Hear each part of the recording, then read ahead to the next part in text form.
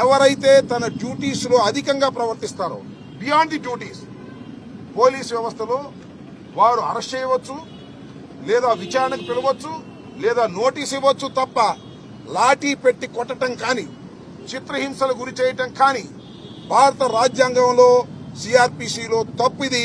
పోలీసుల మీద ప్రైవేట్ కేసులు కూడా పెట్టేటటువంటి అవకాశం ఉంది. ఇంతకు ముందు అనేక సందర్భాల్లో ప్రైవేట్ కేసులు పెట్టి పోలీసులు ఉద్యోగాలు కూడా ఊడగొట్టినటువంటి సందర్భాలు ఉన్నాయి. నిరూపణ అయితే అని గుర్తుపెట్టుకోవాలి మనం చేస్తున్నాం. ఈ విధంగా బియాండ్ ది డ్యూటీస్ పోలీసులు ప్రవర్తన చేస్తున్నారని చెప్పడానికి ఇది ఒక ఉదాహరణ. ఇది ఒకటే కాదు, మీకు మరొకటి కూడా చెప్తా. విజయవాడలోనే గౌతమ్ రెడ్డి గారి మీద 307 వేశారు.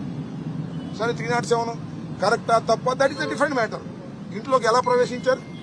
రాత్రిపూట కిచెన్ డోర్లు తీసి పోలీసులు ప్రవేశించారు. సీసీ కెమెరాల్లో ఫుటేజ్ మీరు చూసి ఉంటారు అందరూ కూడా. అంతేకాదు, ఆమె పేరేంటి, మన ఎక్యూజ్డ్ మనకు అభిరెడ్డి గారు,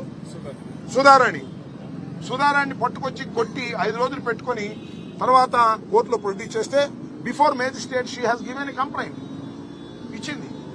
అలాగే కడపలో రవీంద్ర, ఆయన కూడా బిఫోర్ ది మేజిస్ట్రేట్ నన్ను కొట్టారని ఇచ్చారు.